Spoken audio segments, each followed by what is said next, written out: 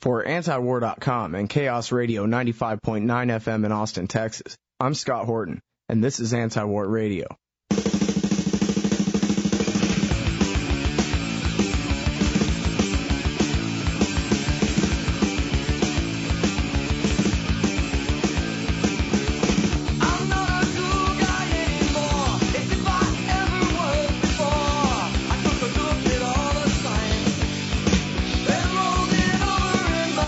What did Israel know about the 9/11 attacks before they happened? It's not a popular question, but my guest today has asked it. His name is Christopher Ketcham, and he's written a new article for CounterPunch, Cheering Movers and Art Student Spies. What did Israel know in advance of the 9/11 attacks? Welcome to the show, Christopher. Good to be here.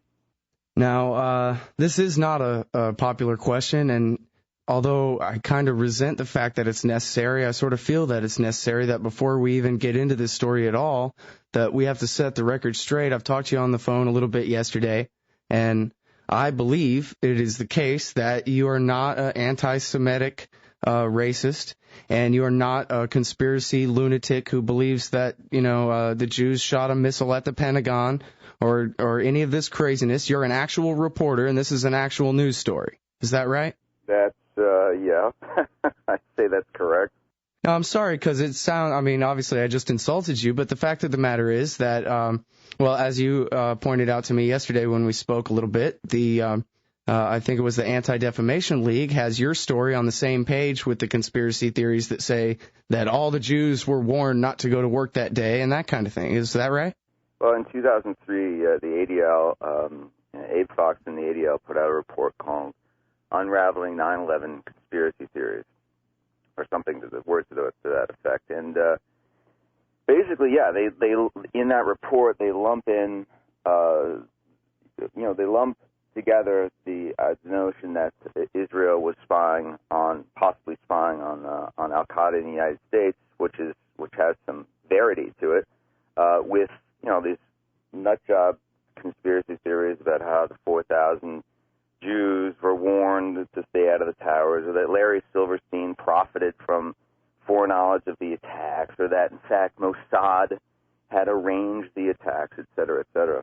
So, and that's actually rather convenient, because then it removes what is a real news story, i.e. the espionage question, and it removes it into the hinterlands of conspiracy theory, of the fringe. Yeah, and I think really we can probably blame the conspiracy theorists more than we can blame the Israel lobby for that. Yeah, indeed. I mean, I got to tell you, in the wake of that CounterPunch piece, I have been deluged with emails from guys, or I don't know what or who they are, but people calling me up saying, connecting up the allegations of Israeli espionage with the JFK assassination and the moon landing, UFOs also connected in there. There's no end to it, really. No, well, obviously not. And here we are. The situation is that the waters are so muddied with all this, bombs on every floor of both towers and the one across the street, and a missile hitting the Pentagon, and all the Jews were warned not to go to work and all that kind of stuff, that frankly, the real reporters, and there are, a shrinking, I think, handful of real investigative reporters in this country who are willing to take on, stories even approaching this kind of thing. And even most of them seem really reluctant to even tackle this because they don't want to get thrown in with the kooks. Yeah. I mean, it must have taken, real courage on your part, or willingness to say, fine, go ahead and smear me. I'm going to do my job anyway. Well, I haven't, I wrote an article for Salon called The Israeli Art Student Mystery in 2002, and that was exploring,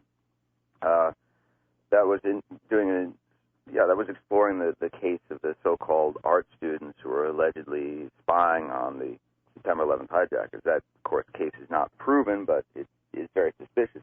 But in the wake of that, I wasn't smeared, I wasn't attacked. It was, what was interesting about that story is that it was almost entirely ignored. Yeah, which can be just as bad in a way. Yeah. Well, maybe it brings up questions that no one really wants to touch. On the other hand, I was speaking with the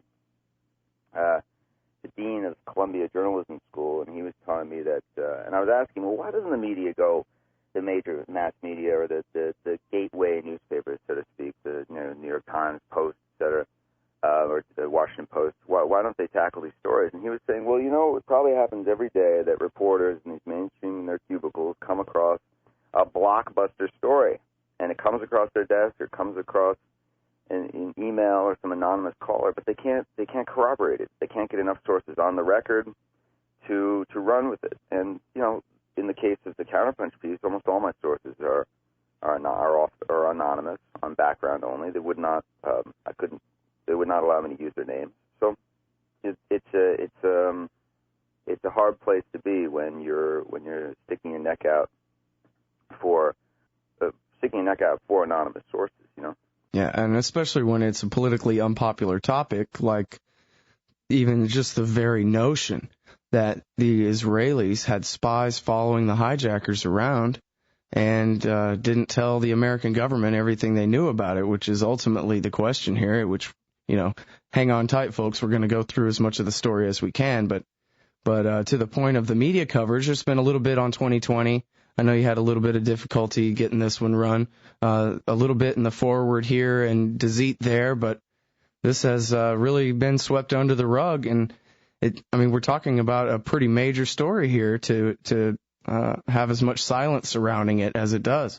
Well, it's one of the big unsolved stories of September 11th. But just to caveat what you were just saying, the question is not just whether Israel informed the United States of all it knew. Perhaps Israel informed the United States of a lot more than the United States is admitting, and that brings up even more disturbing questions about of the failure to act to prevent September 11th. Mm-hmm. And in fact, let's just go ahead and cut to halfway through the interview right now and talk about what you say as it's a sidebar story in your CounterPunch piece about al-Midhar and al-Hamzi, who I believe, according to the official legend at least, met at this Malaysia meeting where the September 11th plan was made in detail. And the CIA supposedly followed these guys to America, and the CIA claims they told the FBI, and the FBI claims that they didn't get warned until, the very last minute or something. And now you're saying in your article in CounterPunch that beyond that discrepancy, that there's a question as to, how it is that the CIA knew who these guys were in the first place, that kind of thing. What's going on there? Well, all right, the story is really, really labyrinthian, and I'll try to simplify it as much as possible. Basically, al-Hazmi and al-Midhar were put on an FBI watch list on August 24th of 2001. And the CIA, in their explanation to the 9/11 Commission and to the investigative committees of the House and Senate, claims that this watch listing came as the result of a long series of CIA efforts to link up al-Hazmi and al-Midhar with a known al-Qaeda operative named Khalad. Okay, Khalad, Hazmi, Midhar were all supposed to have been together or been seen together at a January 2000 meeting in Kuala Lumpur where the September 11th attacks were indeed hatched. Now, when you actually look through the record, there is no identification of Khalad as having been at that meeting, which is the only reason, mind you, that the CIA found Midhar and Hazmi to be of interest, because now they were supposedly connected to al-Qaeda. These were proven there's a connection there. But, in fact, that connection was never made. Now, Die Zeit reported that on August 22nd, the Mossad provided the names of Hazmi and Midhar to the CIA. That's August 22nd, 2001, weeks before the attack. 2001, 2 days before the FBI put the two men's names on a watch list. But by then it was too late. They were already gone. They were already in hiding, preparing to strike. So, yeah, the explanation that the CIA gives for the watch listing of these two men just does not hold up to scrutiny. Now, it does hold up to scrutiny that they were at that meeting in Malaysia, just not that this other guy was. Is that right? That's right. Yeah, they were apparently at the meeting, but the CIA again goes to tortuous lengths to set up to explain the watch listing by making this alleged connection with Khalid. Now, why they go to that extent, to the absurd extent in their explanation, I don't know, but it seems like a badly woven cover story, frankly.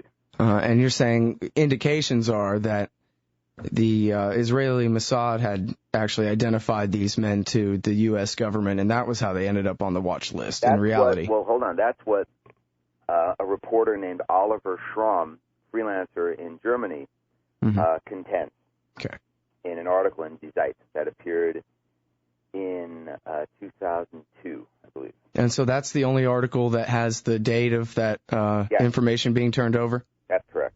Okay. And now, I've read somewhere else, and I'm sorry I can't cite my source for it, but, whatever, I'm just tossing rumors at you, and you can stick to the facts. Something that said that perhaps the CIA thought that these two were Saudi intelligence and therefore were okay. And that was why they turned a blind eye. Alternative to that, you say in your article there was a possibility that the CIA wanted to flip these guys. That's and right. that's why they left them alone. Lawrence Wright is a New Yorker writer and author of The Looming Tower, which is a great book. He contends that some of his sources were telling him that yes, indeed, CIA may have been subcontracting to Saudi intelligence to watch these guys with the ultimate purpose, possibly, of turncoating them, of turning them into informants. And now these are two of the hijackers from Flight 77, is that right? Oh, I believe so. I'm not sure which flight they hijacked, but yeah, they were among the 19. Mm-hmm. Now, okay, so there we go, skipping all the way to the middle of the interview. Let's rewind to the beginning here.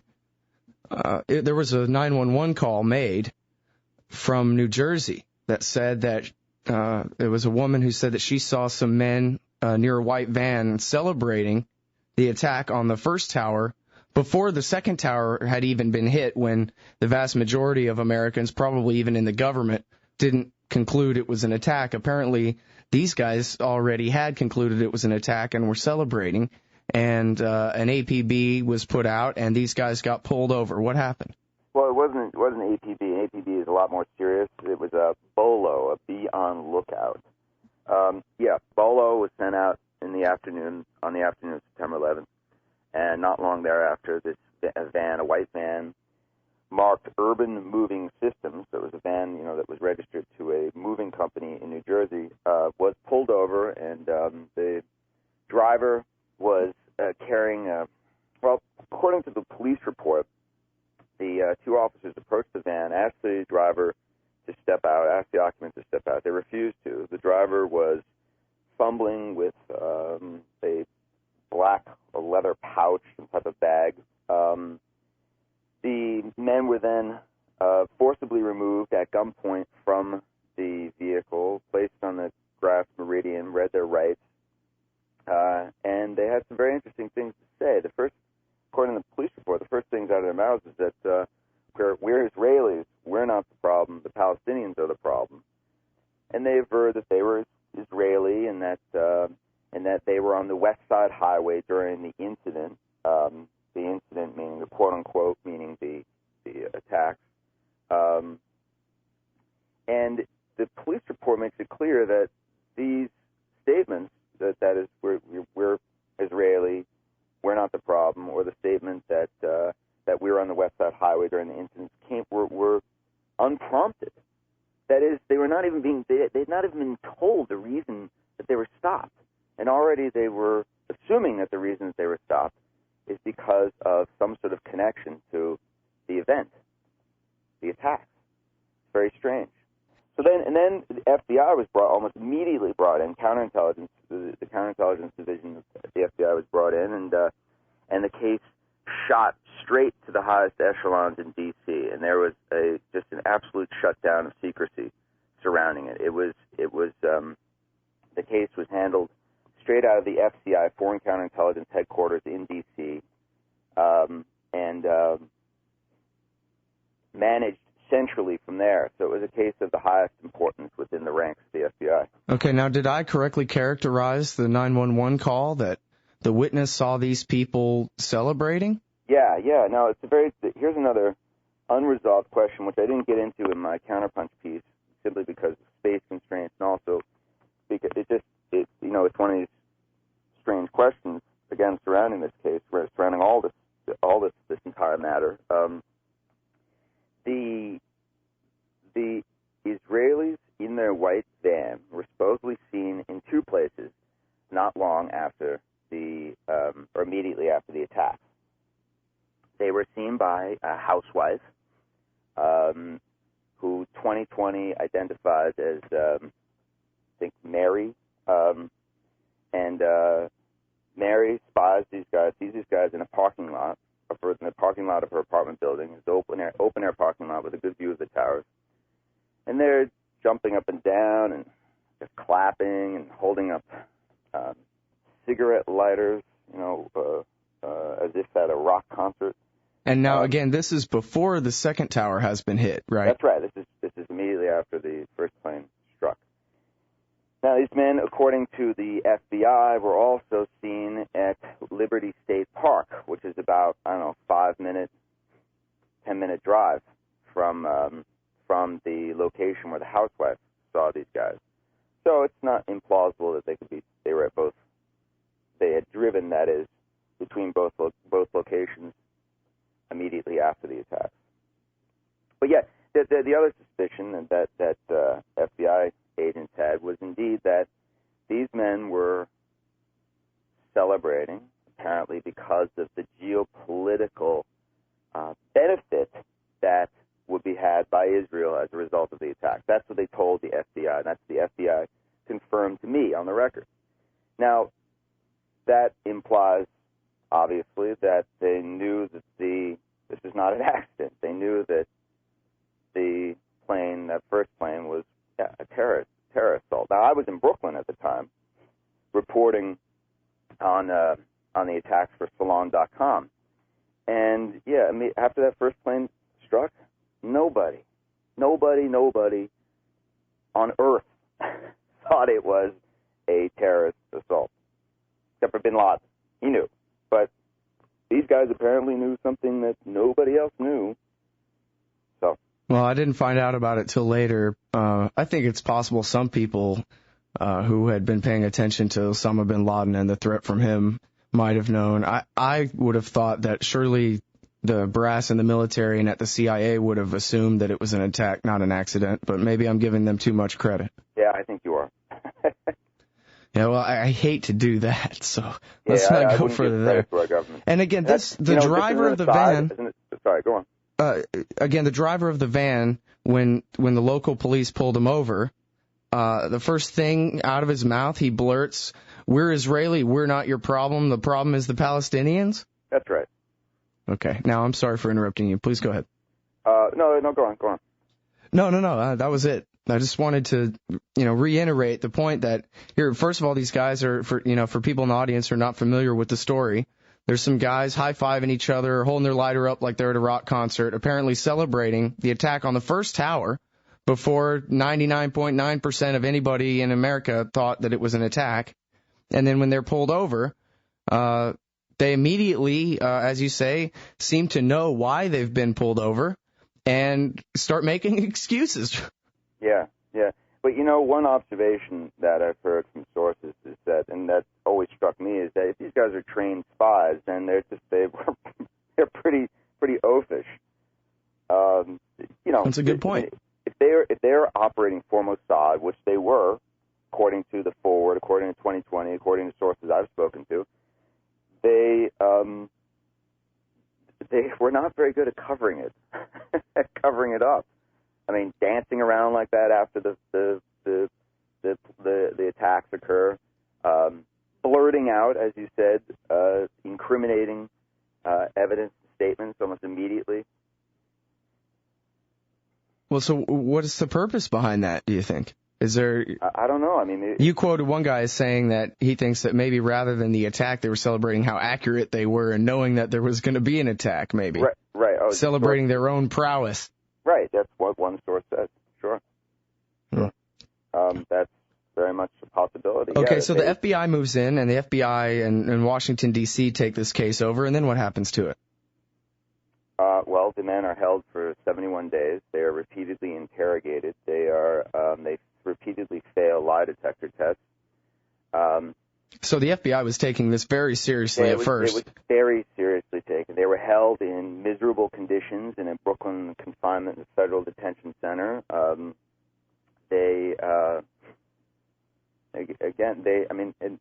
After 71 days is up, apparently the FBI determined that there's no further reason to hold them. However, that's what they publicly stated. However, a source told me that the FBI investigators felt the case was, quote, torpedoed by the higher-ups, and that that it was never the issue of foreknowledge that the behavior these men suggested was never resolved, and that's when they were flown back in November of 2001, flown back to Israel.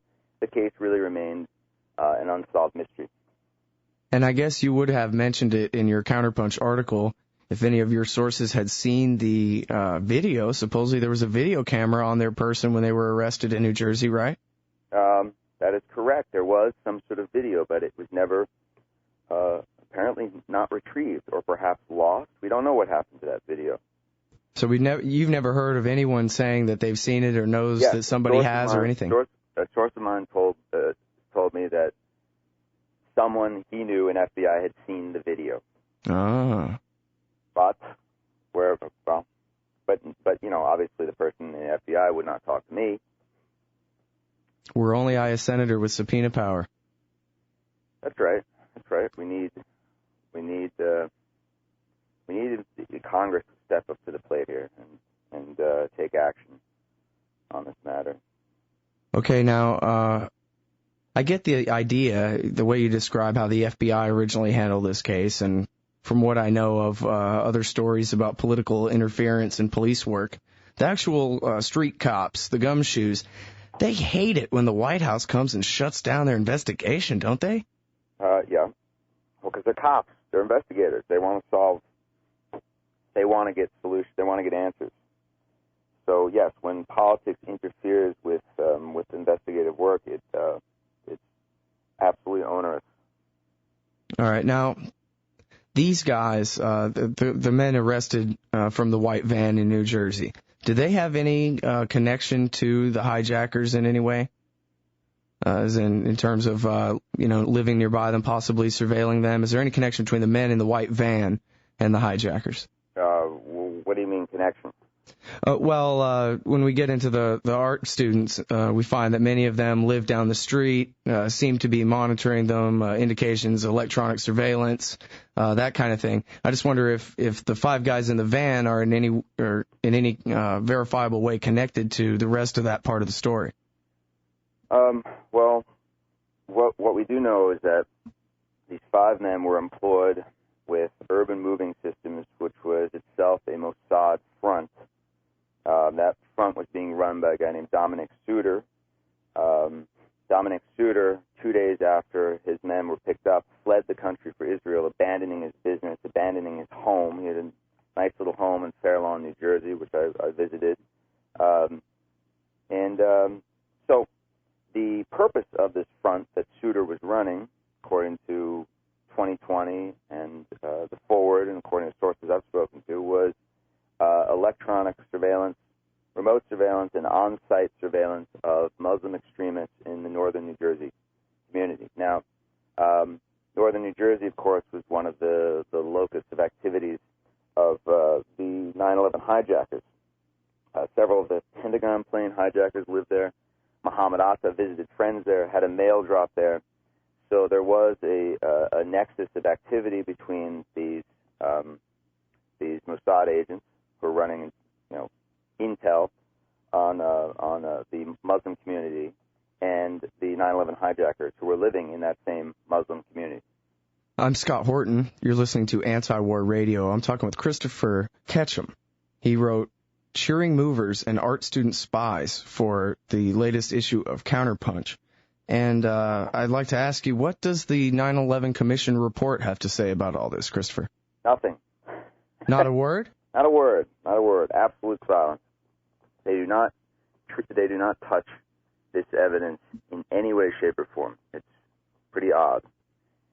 It's obviously it's a political third rail. It's a political nightmare to deal with because of the pressure that the Israel lobby brings to bear with regard to issues, that threaten the sanctity of the U.S. relationship. So, and this surely evidence that this surely threatens that sanctity. All right, now, back in 2002, you wrote this article for Salon that was 9,000 words or something, really long article, all about the Israeli art students, separate kind of, I guess, from the story of the guys in the van in New Jersey. You had this incredibly large group of Israeli art students going around trying to sell art to DEA agents at their houses and stuff. What the heck is going on there? We don't know. But what the DEA concluded was that they were involved in, quote, some kind of intelligence gathering operation, unquote. So what kind of intelligence would these Israelis be gathering from the DEA? No idea. At the same time, it was shown that these various groups of basically young men and women traveling the country, they were found to be selling art all in many, 30 different states, most in the South. One of their central nodes of activity was in the town of Hollywood, Florida, north of Miami. Now, that's an interesting coincidence with regard to the 9/11 hijackers, because 15 of the 19 hijackers lived in Hollywood, Florida.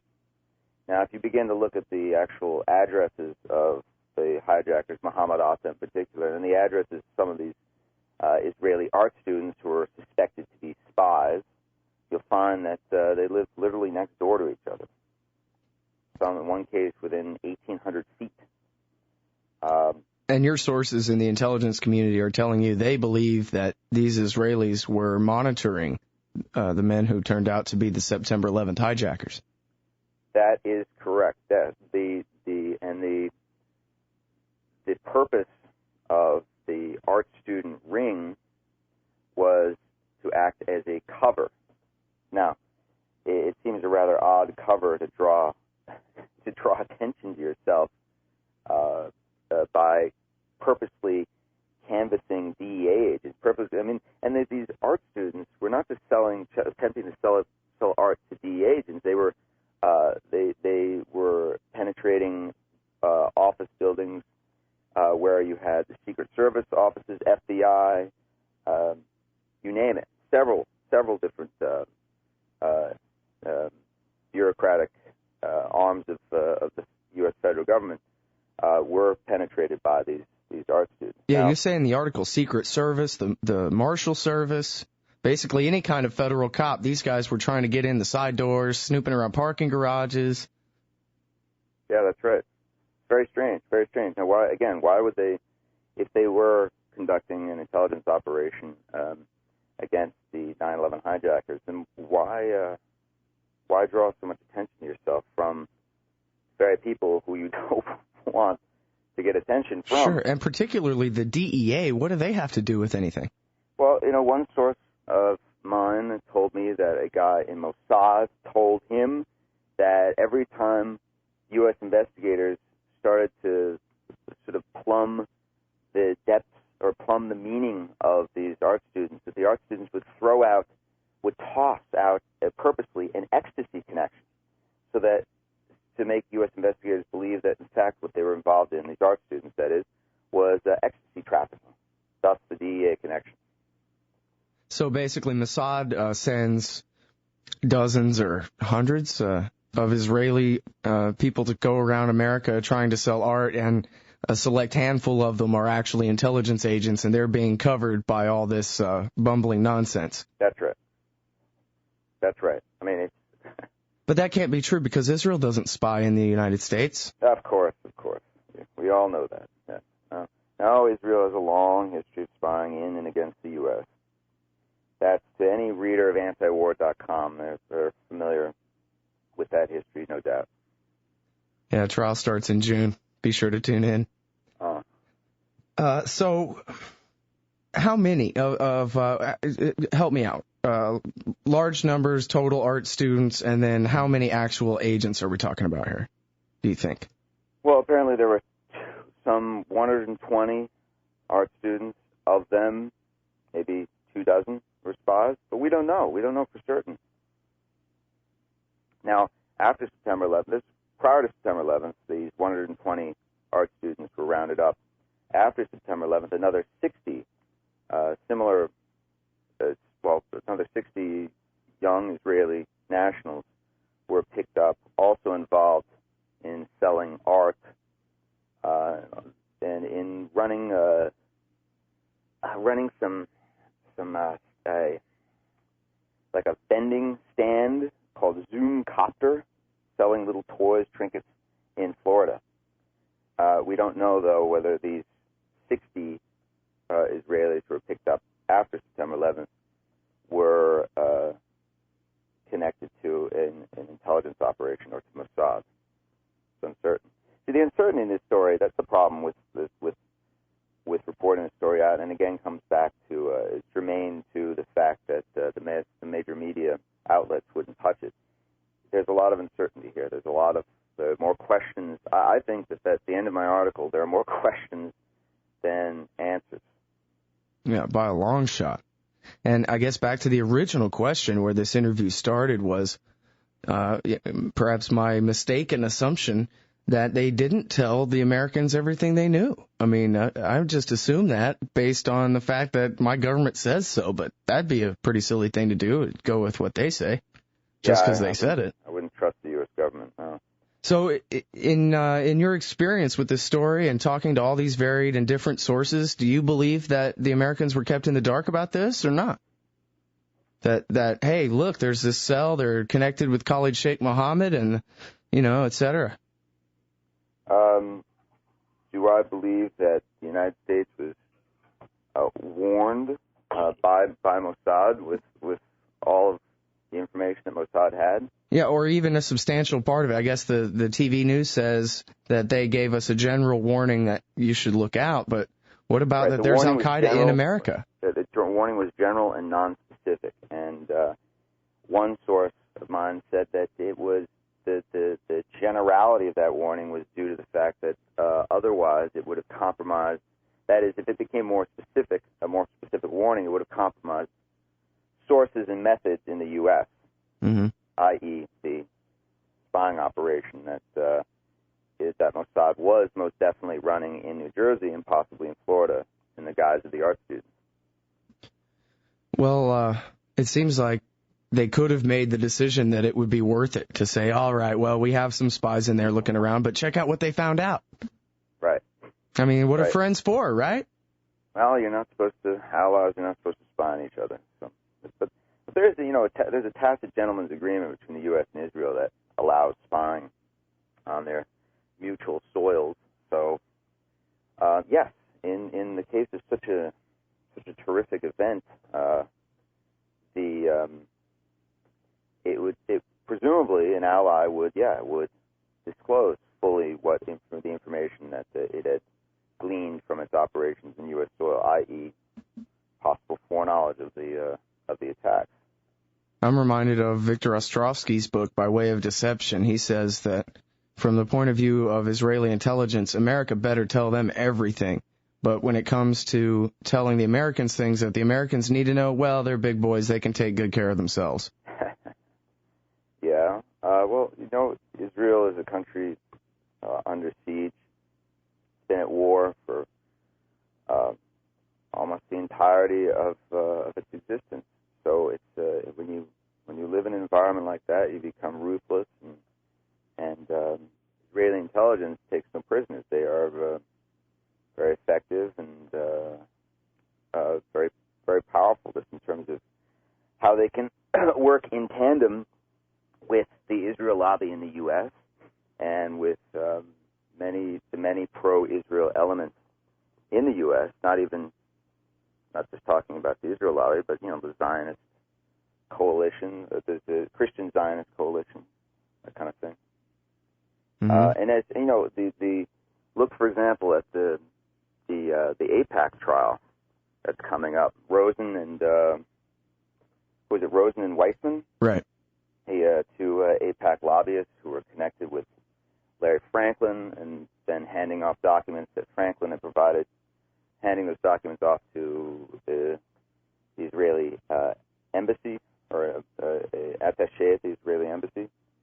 And of course, that the Israeli embassy is rife with Mossad agents. Something that came up in your article was a company called Amdocs. Where do I know them from? Amdocs is a telecommunications firm that provides a very specific and effective software for keeping track of phone records and telephone billing. Their software is in use in the U.S. government and in use, according to one report, in the 25, the biggest telecom companies in the U.S. The connection with this story was that one of the Israeli art students was bailed out on $10,000 bail by an employee of Amdocs. Now, Amdocs, according to Carl Cameron of Fox News, who did an investigation of Amdocs, Amdocs has been repeatedly investigated by U.S. counterintelligence people at FBI for leaking data, for creating, allegedly fashioning trap doors in their software, which then allows for third parties remotely to tap into that software when it's in use in otherwise or what should be secure operations, i.e., for example, the U.S. government purchases some Amdocs software and starts using it in its telephone systems in, say, the White House, DOD, DIA, CIA, and with trapdoors installed, foreign intelligence being Mossad in this case, can then tap into those secure informational communication networks. Now, again, they were investigated. None of this was proven. So it's a case that, again, another unresolved case. Yeah, another little tangent of this story that probably an unanswered question that'll stay that way, I guess. And hopefully now, not. About 200 years from now, this will all be revealed through one of my FOIA requests. Yeah, either that or 200 years from now, whatever the New York Times refuses to say about this will be the official history. That's right. And no one will remember your articles at all. Yeah, actually, there's a much higher degree of likelihood of that happening than any revelation. I'll tell you that. Yeah. Now, again, I'm Scott Horton. This is Anti-War Radio. I'm talking with Christopher Ketcham, and he wrote this thing, Cheering Movers and Art Student Spies for CounterPunch, about, well, I think this part of it is undisputed fact that some Israeli Mossad agents were following the 9/11 hijackers around this country before the attack, and apparently did not come off with all the information they knew to the government of the United States. And Christopher, I'm reminded of the fact that the day, I believe it was on September 11th, Benjamin Netanyahu was asked, what does this mean for Israel? And he said, it's very good. Mm-hmm. Now, he immediately backed down and said, oh, well, I didn't mean that. I just mean that, yeah, it is very good for Israel to have America define its enemies in basically Israeli terms, right? That's our right. enemies are theirs. Our policy is theirs. I think, though, you have to distinguish something. I don't, look at what's happened in the Middle East as a result of the 9/11 attacks. We're in Iraq now. The place is more destabilized. It's a godforsaken mess. Now, has that been a benefit to Israel? No. I think it's been horrific. However, it's been very beneficial to the militarist nationalists who have taken over Israel, the people who collude with the arms industry in this country to perpetuate warfare in the Middle East. So yes, Benjamin Netanyahu, right-wing Yahoo that he is, said it right. It was very good for certain militarist elements in Israel. Yes. And let's get back to the media pressure a little bit. We talked about before how very few people in the mainstream media or of real investigative reporters are willing to take this on, but 2020 did for a little while, and you say in your article that there was tremendous pressure put on ABC News. The president of ABC News had phone calls to him. Barbara Walters was personally hassled over it. Yes, that is the case. And it's not a rare thing. I mean, it happens all the time that when mainstream media tackles difficult questions regarding Israel, that they are mercilessly assaulted to back down. After Carl Cameron did his four-part study, you report that they basically were put in the position they had to make a deal with the Anti-Defamation League. Look, if you stop spamming us and crashing our server, we promise to take the story down off our website. Yep, that's correct. Apparently, according to a source of mine at Fox News, the Fox News executives sat down for a meeting with Abe Foxman of the ADL.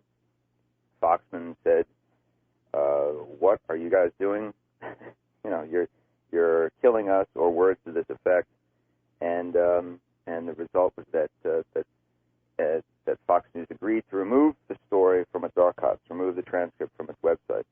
And then the kicker to all this is that several days after Cameron's series had aired, the transcript then disappears, and what remained on the web page was a message: "This story no longer exists." So flushed down the what did Orwell call it? The memory hole. Yeah, right. Where the furnace is in the basement there. Yeah. And I think that's really its own news story itself. I mean, Carl Cameron is no dove. This is Fox News we're talking about. Fox News Channel, Rupert Murdoch, and Bill O'Reilly and Sean Hannity and all those right-wing cheerleaders. They can't stand up to the White House on this, even they? I don't think it's the White House. It's the Israel lobby that we're talking about. And, I mean, I don't know if Carl Cameron had nothing to do with the decision-making up in the executive suite. It's in the major corporate media, it's get along to go along. Everyone's scratching each other's backs. And just the way business is done. And that's why, in my case, the Israel lobby isn't coming after me because I'm on the margins, Yeah, they have decided to ignore you instead. Yeah. Why waste time? Well, I don't know how much good it'll do you, but for what it's worth, I'm trying to get your story out as best I can and at least make it the kind of thing that they have to smear you over rather than just turning a blind eye. Thanks a lot, Scott. Yeah, well, I do what I can.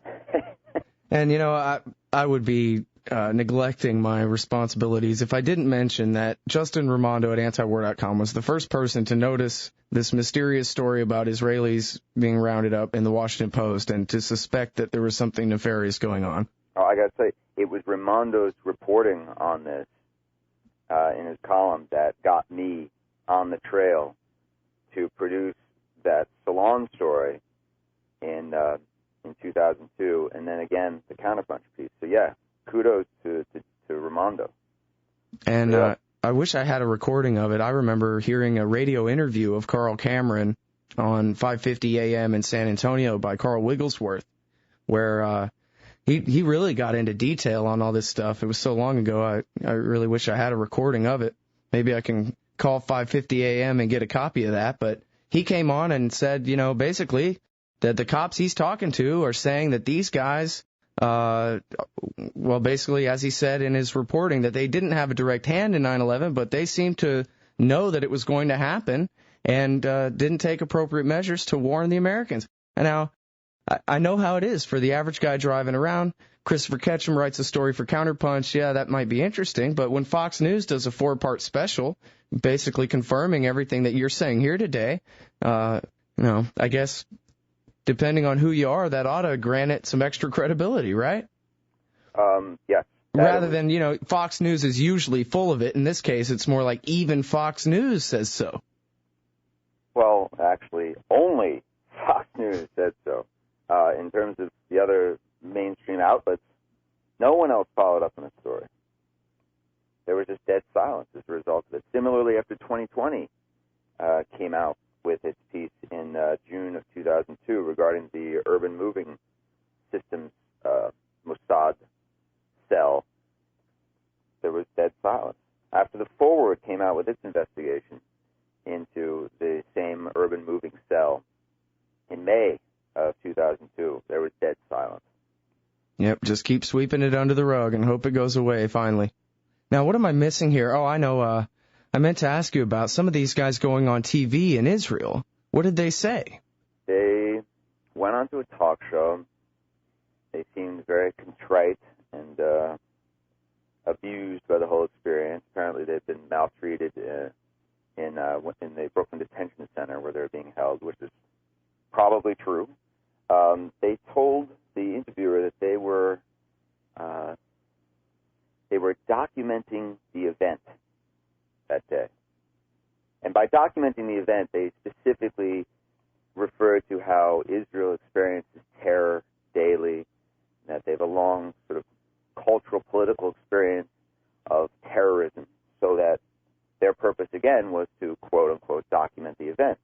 We come back, of course, to the question of how did they know that this was a terrorist event immediately after that first plane hit the North Tower? Right. Now, is there any evidence to say that they were already there waiting for it before the first plane even had hit? Yes. There is. I have sources telling me that some people in FBI believe that they were there prior to the attacks. My sources at ABC News at 2020 tell me that they, in investigating this piece, they concluded that they were there prior to the attacks.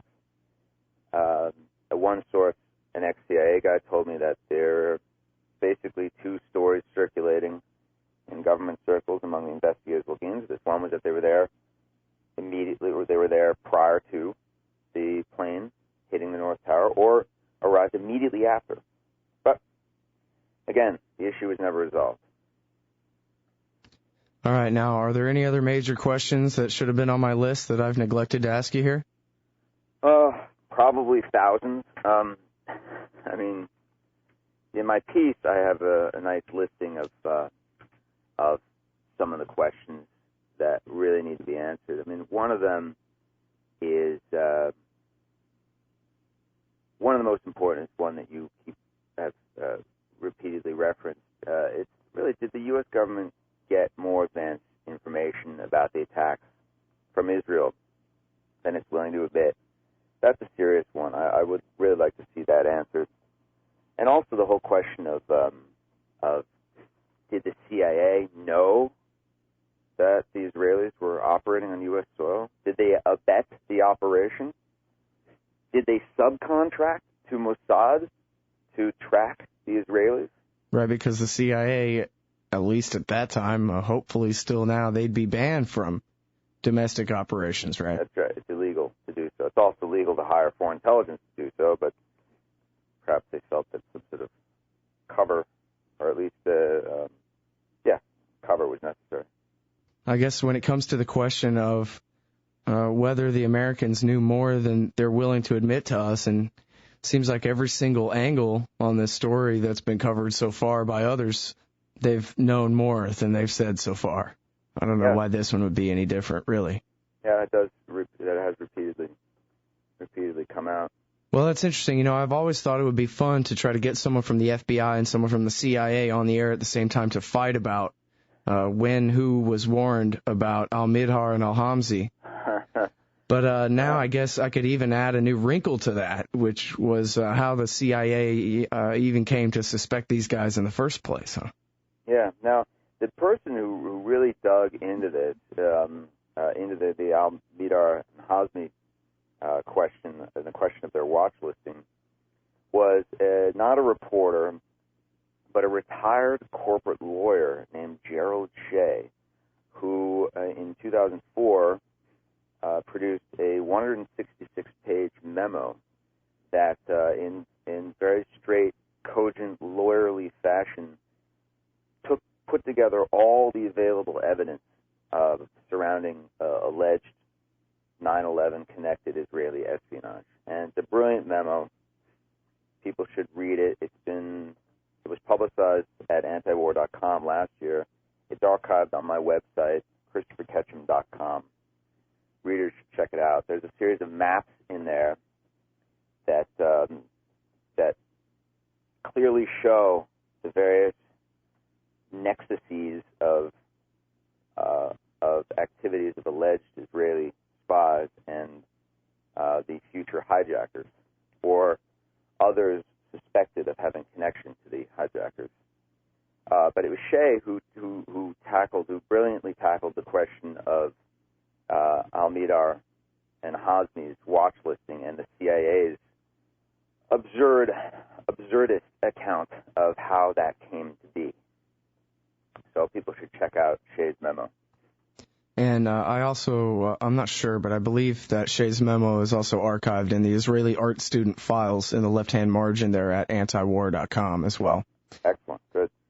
As well as your previous article for Salon.com, which was titled The Israeli Art Student Mystery. And is CounterPunch going to go ahead and put your whole article online eventually?